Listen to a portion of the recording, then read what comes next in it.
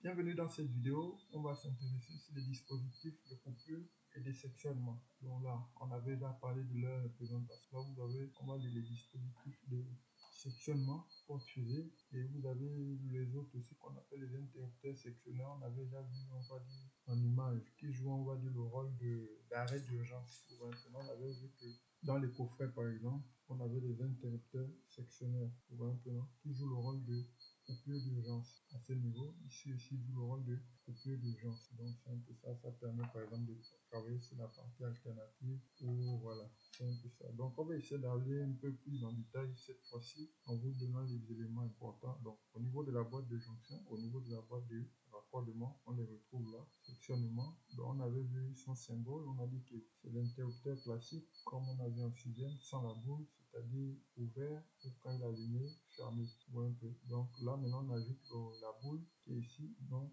c'est la représentation de l'interrupteur sectionneur. Donc qu'est-ce qu'il faut connaître pour dimensionner ces éléments? Ici on les choisit en fonction du nombre de chaînes qu'on a en parallèle. On avait déjà vu ça. Et il faut connaître le courant ISC standard qu'on voit sur la fiche technique du panneau solaire. Et en fonction du nombre de panneaux solaires qu'on a fait, la tension UEC de nos strings, très important. Pour voir un peu. Si on a une tension UEC de 800 volts, donc on aura une tension d'emploi par exemple de 1000 volts. Et puis voilà, donc on pourra faire les calculs en fonction de ces différentes valeurs. Donc les caractéristiques sont, on va dire, les mêmes. Hein. Donc la tension d'emploi UE qui doit être connue. Donc notre tension d'emploi pour notre boîte de jonction, par exemple, si elle est de 1000 et notre chaîne, par exemple, est de 800, on doit s'assurer que 1000 est supérieur à 800 pour voir un peu non. Ça, c'est le premier paramètre. Donc, s'assurer que la tension d'emploi UE de la boîte de jonction est supérieure à la tension UOC max, qui est la tension lorsqu'on UOC max, lorsqu'on a mis tous nos strings en série ou en parallèle. Vous voyez un peu non. On a vu que pour le projet industriel, on avait des boîtes de jonction de tension d'emploi de 1000 ou 1500. C'est très important. Après, on a ce qu'on appelle le courant assigné d'emploi, IE. Vous voyez un peu. Donc, il y a une valeur de protection. Je comprends. Par exemple, IE 1,25 multiplié par le courant standard. Vous voyez un peu. Donc, on s'assure que le courant d'emploi est supérieur à 1,25 multiplié par le courant IS de court-circuit standard qui est donné par bon, vous aurez une valeur comme ça, c'est-à-dire 1,25, c'est-à-dire le courant d'emploi de notre boîte de jonction ou de notre interrupteur sectionneur doit être supérieur à 1,25 fois le courant ISC standard qu'on retrouve sur la boîte sur la fiche technique du panneau solaire. C'est un peu ça. Après, vous avez la tension IMP, donc la tension qui va permettre doit être supérieure, on va dire, à quoi là, la tension, c'est le même pour là, IMP, je ne retrouve pas. Bref, c'est pas grave. Donc, vous devez vous assurer que cette tension est supérieure à 5 fois la tension UOC max de notre chaîne. Pour un peu. Donc, ce sont ces quelques caractéristiques-là qu'il faut connaître et qui sont les plus importants. Maintenant, comme je disais, souvent, ici, là, c'est ça. Donc, vous voyez un peu. Bon, maintenant, c'est là leur rôle. On va dire que l'interrupteur sectionneur, il joue deux rôles. Donc, un interrupteur, déjà, il permet de couper. Vous voyez un peu. Maintenant, le sectionneur, avec le symbole, avec la boule, permet de couper en charge sans que le main de l'utilisateur ne soit mise en danger. Vous voyez un peu. Donc, l'interrupteur sectionneur est différent de l'interrupteur simple. L'interrupteur simple, on monte en descend. Maintenant, l'interrupteur sectionneur, c'est pour des courants plus important parce qu'il peut avoir par exemple des arcs électriques à un instant où on actionne, vous voyez un peu.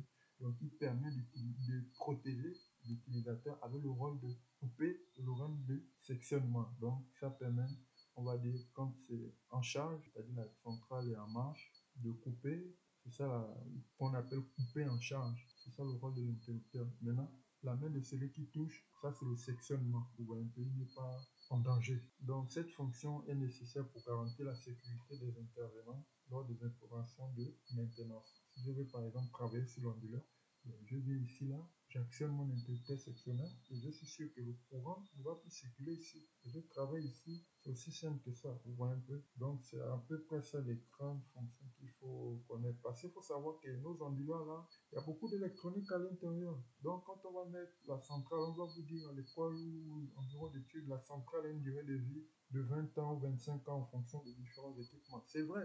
Et l'onduleur ne peut pas faire 20 ou 25 ans, il y a beaucoup d'électronique dedans. Ce qui est ici, au bout de 10 ans, on doit le changer. Et de temps en temps, il y a des maintenances curatives, des maintenances les plus simples ou un peu occasionnelles pour, on va dire, chaque année pour revoir un peu les différents équipements.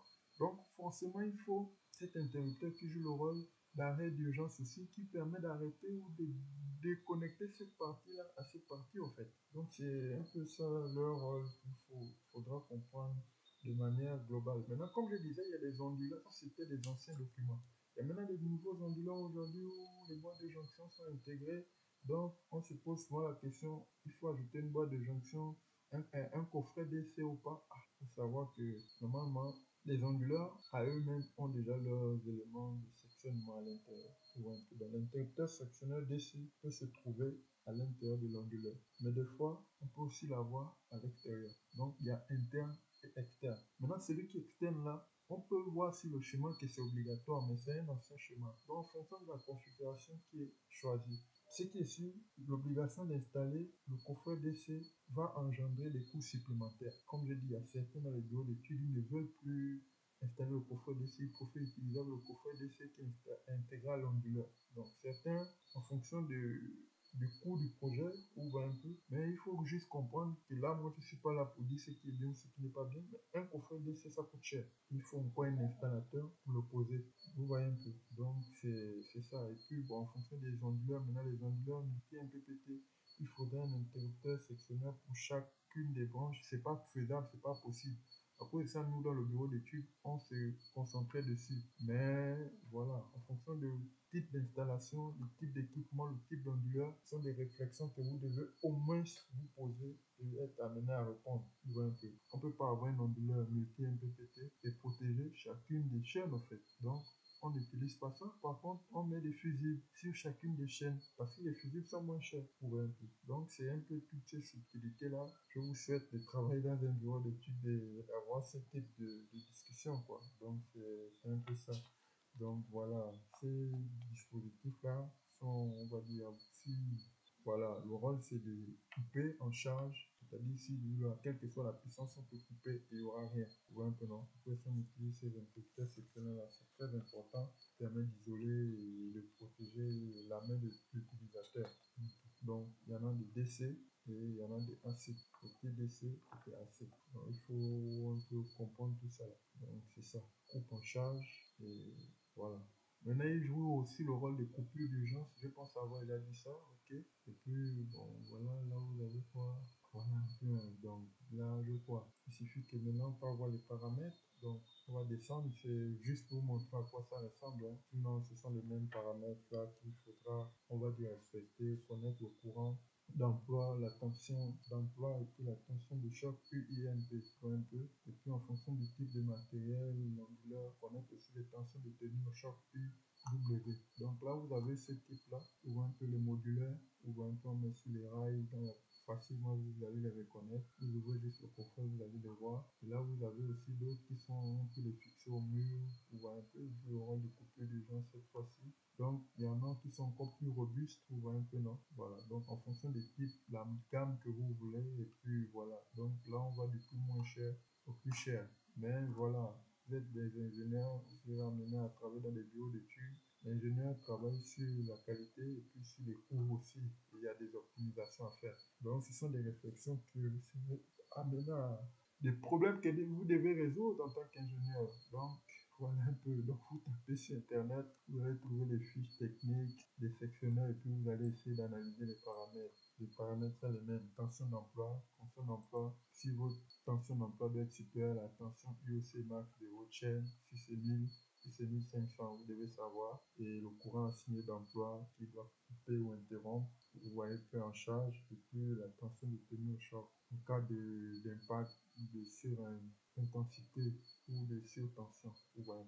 Donc, il n'y a plus rien à ajouter. Hein. Vous avez le guide, c'est à vous maintenant de le parcourir et de voir l'endroit qui parle des éléments de sectionnement et de voir, par exemple, ce qu'il y a à savoir. Donc, on n'a pas forcément accentué nos remarques sur la partie B, C ou sur la partie A, C, mais voilà, c'est pas important. Il faut juste comprendre le rôle. L'interrompt permet à ce qu'un technicien vienne travailler, on isole telle partie, on isole l'autre partie et on continue notre travail. Vous voyez un peu, et puis voilà, en cas de maintenance préventive, maintenance curative, le technicien peut isoler les différentes parties pour pouvoir travailler. Et puis voilà, vous voyez un peu, il faut savoir aussi que voilà, je sais plus quoi ajouter. Au fait, on a tout vu jusqu'à cette partie-là, on s'approche progressivement vers la fin. Il faudra que je prenne une fiche technique d'un onduleur et on essaie de faire un peu comme on a fait avec les panneaux solaires. Ça va être encore un peu long. Mais bon, puis la chaîne, normalement YouTube, il y a déjà des formations dessus. Donc je vais aller un peu vite, je vais essayer d'aller vite. Et puis le câblage AC, je pense que là-bas, il n'y a pas grand-chose à dire. C'est le même type de câblage que les installations passées. Voilà. Le compteur. Ok, on s'arrête là. Merci.